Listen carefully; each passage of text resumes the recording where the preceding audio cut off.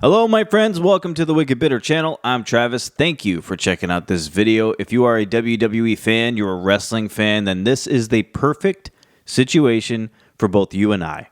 Hit subscribe on this channel, like this video. We got WWE content every single week, and tonight we're talking about Monday Night Raw, so let's get into it. Tell you what guys, I am tired.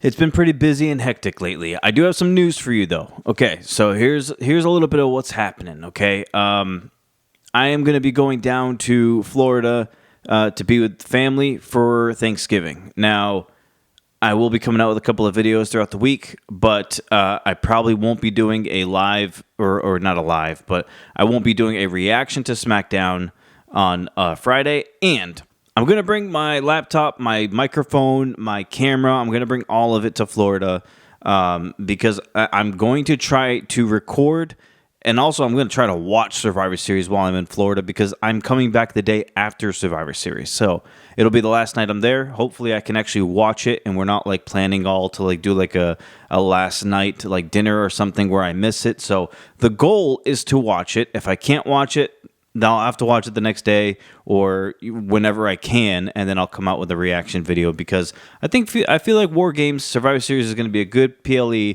and I really hope I get to watch it and do a reaction video and post it for you guys. So if I'm not able to, I apologize, but I will come out with something. So whether it's the day after or a couple of days after, it will be something. So, yeah, let's get into what happened on Monday Night Raw, though. So, to me, this is the go-home show of Monday Night Raw. I wasn't crazy about it. There wasn't too many things that happened. I made some notes, but I feel like I'm just going to cover the main topic, like big things. I mean, we're just a few days away from the PLE. We got to talk about what happened with New Day. I'm going to be jumping around a little bit because Woods and Kofi had a great like face-to-face confrontation, anger promo against one another. I thought that was fantastic. But let's hit on Priest. So Priest comes out. Well, it's pretty much Gunther that starts the show. Gunther starts the show on Monday Night Raw. He's being interviewed. He gets asked a question about Priest, and then he doesn't really get to say anything when Priest comes out. And then when Priest comes out, he cuts a promo on Gunther, and then Gunther still doesn't have a chance to really say anything. So Priest kind of like, has that tough guy attitude again. He kind of cuts the same promo as he did a couple of weeks back where he says that like Gunther lost his like killer instinct. He like lost his aura. Like he's just not the same. He's got a different vibe now. All that kind of stuff. Tells Gunther that he's gonna beat him at Survivor Series. He's gonna take that title from him. And that's and he's like, how was the ring? What's gonna happen when the ring general loses to a guy off the street or something? And Gunther didn't like that. Gunther finally gets a chance to speak, but when he goes to talk, he kind of turns around like he's going to leave, and then he swings back around to try to hit Priest, and he hits him with the microphone, and then he attacks Priest for a little bit, gets Priest outside of the ring. He clears the table off like he's going to put Priest through, but instead it's Priest who ends up lifting up Gunther and putting him through the table with a razor's edge, and that's pretty much how this feud will go into Survivor Series. Whether they did enough for this hype of this match it's up to the viewer themselves. For me, I'm not. There's no part of me that thinks Gunther's going to lose this match. No matter what they've done to try to build this match up, I still think Gunther wins. I don't see Priest beating Gunther for this World Heavyweight Championship. If I'm wrong, I'll be extremely surprised. But I don't think they did enough to make me believe. I don't think they did enough to make me think that Gunther is going to lose a championship, especially to Priest right now. I don't know what Priest does after this, but I hope Gunther beats him and then moves on to something else, because this whole Priest and Gunther thing, I personally haven't been a big fan of it. Like I said in another video, Priest, I like him, but I'm not like sold on him. I'm not like convinced on him. I feel like he's trying too hard to be this certain character, and I'm just not buying it. I don't know. It's weird. I like him, but I'm not like, I don't know. I'm not really on board with Priest like that. He's cool and all, but I still think there's more I need from him for me to really be on board with him. We get Bianca, Io, and Naomi backstage talking about the fifth member, how they're going to have to replace Jade Io suggests Kairi Sane, but Bianca shuts that down. Naomi says that she still thinks that Bayley should be in there, but Bianca shuts that down. She's angry about everything that Bayley has put her through over the past few years, so she says no to that. Rhea Ripley ends up coming into the picture. She says she doesn't care who the fifth member is, as long as they just stay out of her way, and as long as they just leave Liv to Rhea. And Bianca like claps in her face a little bit and says, "Oh wow, great leadership." Kind of like a sarcastic attitude type of deal there from Bianca, and then she walks away. Bianca's got some kind of attitude lately, man. For the past few months, her and Jade, I've been feeling like they're going to turn heel. I just feel like it's coming. I feel like they're going to actually bring Naomi into turning heel too. I don't know. I don't know if that's what's going to happen, but it certainly feels that way. And I would love to hear from all of you actually who you think actually attacked Jade, because for me, I didn't really cover it on that video from SmackDown. I was too busy talking about Paul Heyman and CM showing up. So I would love to hear who you think attacked Jade and what the motivation and stuff like that was for behind it. I've seen a lot of rumors, I've seen a lot of opinions online, but I would love to hear from you because this is our channel and this is what we do here. So leave some comments, send some emails, and let's talk about it. Who do you think attacked Jade? That'd be kind of cool to figure out. Gonna jump around a little bit here. Kaiser versus Breaker for the Intercontinental Championship, and you know how we glaze Braun Breaker here. We do. But what I do not glaze is the fact that he almost impaled himself, because he ran around the ring on the outside and he jumped for like a spear or something to Kaiser, but Kaiser moved, and then Braun Breaker went like stirred him first right into the corner of the table. I thought this man died. I literally gasped in bed watching this. Like, whoa. Is this guy okay, or is he dead? What's happening? And then they went to commercial, so like the suspense was there, and I was just like, dude, are we going to come back to like a murder scene? Like, what's going to happen? He ends up being okay, finishes the match. But what happened in this match was there was a DQ by Sheamus. He interfered. He attacked Kaiser. And then, he and Kaiser are brawling. You got some officials that show up to kind of break it all up. Breaker gets in there to get into a brawl. All of this is happening here. We go to another commercial. We come back, and Pierce is on the microphone. Adam Pierce announces that it'll be a triple threat match for the Intercontinental Championship at Survivor Series. I'm telling you right now, that match is going to slap hard at Survivor Series. I just got a feeling. Quick little thing I want to mention. The Usos and Sami Zayn were backstage being interviewed. Sami says, he wonders if they'll be able to trust CM Punk. And then Jeyuso quickly says, of course we'll be able to trust Punk. The wise man trusts Punk. Wise man's good with it, then we're good with it. So Jimmy is on board. He's following completely with what Paul Heyman has to say. Something is up here. Something's up. We're going to talk about it in another video because I don't have enough time in this one to talk about everything I feel about the whole Bloodline situation, but someone's being played here, and I feel like maybe multiple people are. It's just, Jimmy is just so like blinded, right, and so happy and oblivious to all the outside hints and signs that something's up, that he's just fallen with whatever Paul Heyman says, and he's going along with it. So Jimmy trusts Punk. Who do the other ones do? That's the big question. I hope this microphone works, by the way. I dropped it before I did this, so if you can't hear me this whole time, it's gonna stink. But I hope you do hear me. I want to get into this New Day thing. The New Day lost very quickly to Alpha Academy.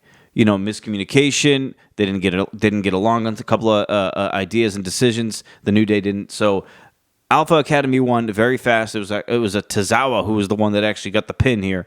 Pretty crazy. I don't know what's going on here. But after the match, Woods and Kofi clearly upset with one another. They go to the back, and then they stop. And they're arguing with one another, like legitimate arguing. Like, this was the most heated promo battle between these two I've ever seen between them. So, like, they were literally taking some hardcore jabs. Kofi said that Woods is too reckless. There's a reason why E and Kofi never let Xavier Woods call the shots. It's because he's too reckless. I mean, he Woods said, Kofi mentioned that he gave up his Intercontinental Championship title match to Woods, and he fumbled that, and he fumbled wearing the crown from King of the Ring, and Woods talking about how Kofi wouldn't have been champion if it wasn't for Woods. Like, he's the one that took the risks for Kofi. And then Kofi said that, Woods has never won a singles championship before, and he said that you don't want to know why. It's because you're not good enough.